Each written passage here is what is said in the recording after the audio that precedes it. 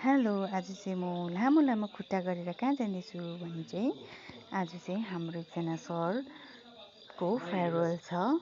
अनि म चाहिँ त्यहाँ जाँदैछु। अनि सबैजना आइसक्नु भएछ। म पुग्दाखेरि कोही स्पिचको लागि रेडी गर्दैछ होइन, कोही चाहिँ त्यहाँनिर फोन चलाउनुमा व्यस्त छ हो। त्यहाँदेखि पेमा दिदीको एन्ट्री भयो। फोटो खिच्नु भएको हेरिहाल्नुहोस्। पेमा दिदीले स्टाइल पारेर कालो चस्मा लाएर, पेमा दिदीको फेमस चस्मा हामीले पनि लाएर खिच्यौँ हो। त्यहाँदेखिको चाहिँ हामी यहाँनिर अरूहरू आउनु भएको थिएन त्यति बेला। हामीहरू मात्रै यहाँनिर बसेर फोटोहरू खिच्यौँ हो। त्यहाँदेखिको स्टाइल पार्दैछ यहाँनिर सबैजना। हेर्नुहोस् त, टाइम पास गरेको अरे हो सबैजनाले स्टाइल पार्दै फोटो।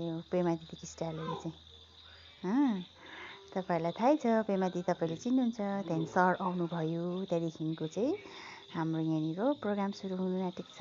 प्रोग्राम सुरु हुँदा हुँदै चिया आइपुग्यो। हेर्नुहोस् न, चिया चाहिँ अब जहाँ जाँदा पनि खानु पऱ्यो। त्यहाँदेखि कृष्ण दाजुले प्रोग्राम सुरु गर्नुभयो हो। त्यहाँदेखिको प्रोग्राममा मजा आयो। बिचरा हाम्रो सर जानुभयो। सरले हामीलाई कति सपोर्ट गर्नुभएको छ। सर जस्तो हामीले चाहिँ सिनियर चाहिँ सायद अब कुनै जग्गामा पाउनु सक्दैनौँ होला है। सर चाहिँ एकजना अब क्या मेन्टोर जस्तो हुनुहुन्थ्यो। हामीलाई सबै कुरा सिकाउनुहुन्थ्यो, भन्नुहुन्थ्यो। केही बुझेन भने पनि सरलाई डाइरेक्ट कल गरेर सोद्धा पनि हुन्थ्यो। त्यस्तो थियो हाम्रो सर हुनुहुन्थ्यो। अब जानुभयो, तर पनि अब कुनै समयमा भेट्ने, कुनै जग्गामा सरको अन्डरमा फेरि पनि काम गर्ने हामीले मौका पाउँछौँ होला भनेर सोचेको छौँ। अनि सरलाई पनि धेरै धेरै बेस्ट विसेस दिन चाहन्छौँ।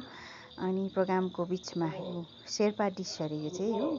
तपाईँ को शेर्पा हुनुहुन्छ तपाईँहरूलाई थाहा भयो होला यो के हो भनेर।